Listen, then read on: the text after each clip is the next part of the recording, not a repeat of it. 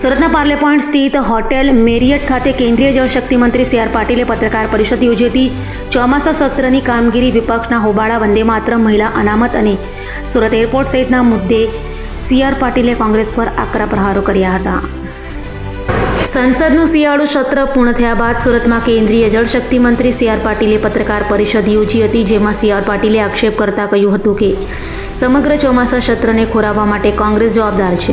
મહત્વના બિલો પર ચર્ચા કરવાને બદલે વિપક્ષે હોબાળો કર્યો હોવાનો તેમણે દાવો કર્યો હતો. વંદે માતરમ અંગે કડક કાયદો લાવવાના પ્રયાસોને એફસીઆરએ બિલ દરમિયાન પણ કોંગ્રેસે ચર્ચા ન કરી હોવાનો આક્ષેપ કર્યો હતો. નર્મદા લિંક પ્રોજેક્ટ અંગે પાટીલે કહ્યું હતું કે કોંગ્રેસે લોકોને ગેરમાર્ગે દોરતા હાલ પ્રોજેક્ટને મુલતવી રાખવામાં આવ્યો છે. રિવર લિંક યોજનાઓથી લાખો હેક્ટર જમીન અને કરોડો લોકોને પાણીનો લાભ મળવાની શક્યતા હોવાનું પણ તેમણે કહ્યું હતું. સુરત એરપોર્ટ અંગે પાટીલે કહ્યું કે એરપોર્ટને આંતરરાષ્ટ્રીય દરજ્જો અપાવવા માટે આંદોલન કરવામાં આવ્યું હતું. વડાપ્રધાન નરેન્દ્ર મોદી સુરત આવ્યા બાદ ફ્લાઇટ કનેક્ટિવિટીમાં વધારો થયો હોવાનું જણાવી આગામી સમયમાં દુબઈ ઉપરાંત અન્ય દેશો અને મુંબઈ સાથે પણ વધુ કનેક્ટિવિટી માટે પ્રયાસો ચાલુ હોવાનું કહ્યું હતું. તો મહિલા અધિકારીના બિલ અંગે પણ સી આર પાટીલે કોંગ્રેસ પર નિશાન સાધ્યું અને આગામી સમયમાં બિલ ફરી લાવી મહિલાઓને તેમનો અધિકાર અપાવવાની વાત કરી હતી.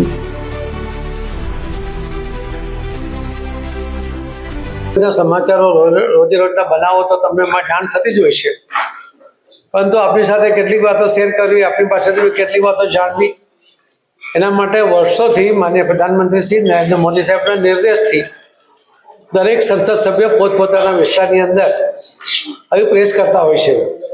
આજે પ્રભુભાઈ હાજર છે અને મુકેશભાઈ દલાલ આજે પ્રવાસમાં હોવાથી આવી શક્યા નથી, પરંતુ પ્રભુભાઈએ ખૂબ વિશેષ માહિતી આપણી સમક્ષ મૂકી છે. પેપર લીકનો મુદ્દો અને એની જે માંગણી હતી કે આવો પેપર લીક ફરી ન થાય એના માટેના કડક કાયદાની ચર્ચા કરવા માટે પણ કોંગ્રેસે સપોર્ટ નથી કર્યો. અને કોંગ્રેસ સપોર્ટિવ રાજ્યની અંદર પણ જ્યારે પેપર લીક થયું તો એના વિશે એક શબ્દ પણ કોંગ્રેસ તરફથી બોલવામાં આવ્યો નથી. જે બીજી પણ વાત કરી વંદે માતરમની, વંદે માતરમના જો અપમાન થાય તો એને 3 વર્ષ સુધીની સજા થઈ શકે એ પ્રકારની જોગવાઈ કરતો બિલ પણ જ્યારે લોકસભામાં ચર્ચા માટે લાવ્યા, રાજ્યસભામાં ચર્ચા માટે લાવ્યા તો ત્યાં પણ એમણે ભાગ નહીં લીધો.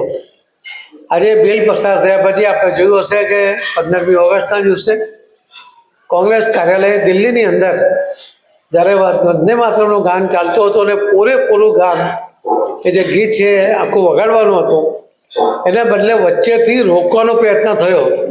અને આખા દેશે જોયો છે કે જે વ્યક્તિને આ દેશની અંદર આટલા બધા મહત્ત્વના સ્થાન ઉપર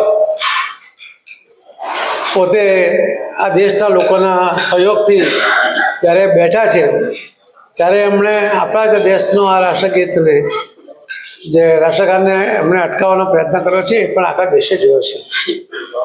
હું આપ સૌને પણ કહેવા માંગુ છું કે એફસીઆરને બિલને કારણે આપણા દેશની અંદર અમુક વિદેશી તાકાત એ જે નુકસાન કરવાનો પ્રયત્ન કરે છે, એવો ફંડ મોકલીને આપણા દેશની આંતરિક વ્યવસ્થા ખોરવાઈ જાય એવો જો પ્રયત્ન કરતા હોય છે, એમને રોકવા માટે એફસીઆરએનો જ્યારે બિલ આવ્યો ત્યારે એની પર ચર્ચા કરવાને બદલે હોબાળો કર્યો અને એટલા જ માટે એને જેપીસીમાં મોકલવામાં આવ્યું. જોઈન્ટ પાર્લામેન્ટરી કમિટી એ રાજ્યસભા અને લોકસભાના સભ્યો દ્વારા બનેલી કમિટી હોય છે. એ મિની પાર્લામેન્ટ કહેવાય છે ને એની અંદર બધા જ પ્રકારના ચર્ચાઓને સ્થાન હોય છે. એ બધાનો અભિપ્રાય પછી એ જે અભિપ્રાય લઈને એ જ્યારે પછી રિપોર્ટ એ પાછળ લોકસભામાં આવે છે, રાજ્યસભામાં આવે છે ને ત્યાં એની પર ફરી ચર્ચા થાય છે. પણ આ મહત્ત્વના બિલને મંજૂર કરવાને બદલે એની પર લોકસભામાં કે રાજ્યસભામાં ચર્ચા કરવાને બદલે હોબાળો કરીને ફરજિયાતપણે એને જેપીસીમાં મોકલવાની ફરજ પડી છે. બહુ જ મહત્ત્વના બિલોને મોકલતા હોય છે, પરંતુ આ મહત્ત્વના બિલોને ચર્ચાને બદલે જેપીસીમાં મોકલીને એને લેટ કરવાનો પ્રયત્ન પણ, કોઈકને સપોર્ટ કરવાનો પ્રયત્ન પણ કોંગ્રેસ દ્વારા કરવામાં આવ્યો છે. આવા અનેક બિલો, લગભગ જે 12 બિલોની વાત માન્ય શ્રી પ્રભુભાઈ કરી છે, આવા બિલો એ હોબાળા વચ્ચે મંજૂર થયા, જરૂરી ચર્ચા વગર મંજૂર થયા, એ દુઃખદ ઘટના છે. લોકસભા અને રાજ્યસભા એ ચર્ચાનો વિષય હોય છે. એની અંદર પ્રશ્નકાળની અંદર પણ સભ્યો પોતપોતાના વિસ્તારના કે દેશ માટેના કોઈ અનેક પ્રશ્નો એ પૂછતા હોય છે.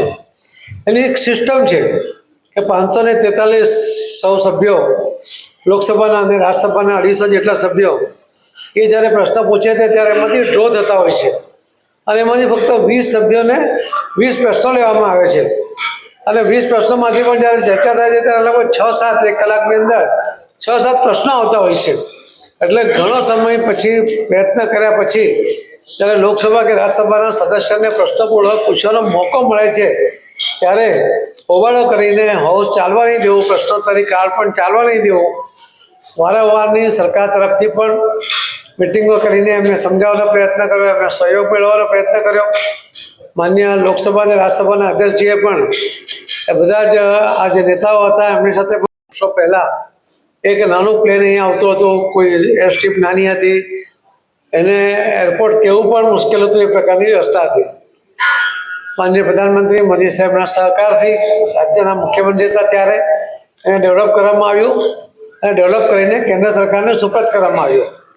ત્યાર પછી અમે આંદોલન કર્યા, લગભગ 20,000 લોકો સાથે અમે ત્યાં રેલી કાઢી. અમે લગભગ 45 લોકોએ ટિકિટ લીધા પછી બોર્ડિંગ નહીં કર્યું અને અમે સામે બેસીને પ્લેન રોકો આંદોલન કર્યું. અને ત્યાર પછી માનનીય પ્રધાનમંત્રી મોદી સાહેબ આવ્યા પછી આપણે લગભગ 54થી વધુ ફ્લાઇટો સુરતમાં શરૂ થઈ. કોરોનાના કાળમાં થોડી ઓછી થઈ હતી, એ ફરી ચાલુ થઈ છે. હમણાં અમેરિકા અને ઈરાનના યુદ્ધને કારણે જે ઇન્ટરનેશનલ સ્થિતિ હતી એના કારણે બહારના ફ્લાઇટો બંધ થઈ હતી. પરંતુ તમને જાણીને આનંદ થશે કે હમણાં પણ દુબઈની 2 ફ્લાઇટો શરૂ થઈ ગઈ છે. આવનારા દિવસોમાં બાકીની પણ ફ્લાઇટો ચાલુ થઈ રહી છે. બીજા પણ દેશોની સાથે જોડાય એના માટેના પણ પ્રયત્ન, એર કનેક્ટિવિટી મળે એના માટે પ્રયત્ન આપણે કરી રહ્યા છીએ. અહીંયાથી દિલ્હી થઈને પણ લોકો સહજતાથી પોતાનો વિદેશનો પ્રવાસ કરી શકે એના માટે પણ પ્રયત્ન છે. અને આપણે બોમ્બેની ફ્લાઇટ પણ ચાલુ કરવા માટે આપણે રેલવે એવિએશન મિનિસ્ટરને એક પ્રતિનિધિ મંડળ મળ્યું હતું અને એમણે પ્રોમિસ કર્યું છે કે આવનારા દિવસોમાં અમને બોમ્બે સાથે પણ જોડશે. બાકીની પણ જે ફ્લાઇટો ઓછી થઈ છે એમાં વધારવા માટેનું પણ એમણે પ્રોમિસ કર્યું છે. એ થોડા દિવસ પછી એ પોતે પણ સુરત આવવાના છે અને એના પહેલાં આ બધી એર કનેક્ટિવિટી વધુ મળે એના પ્રયત્ન કરી રહ્યા છે.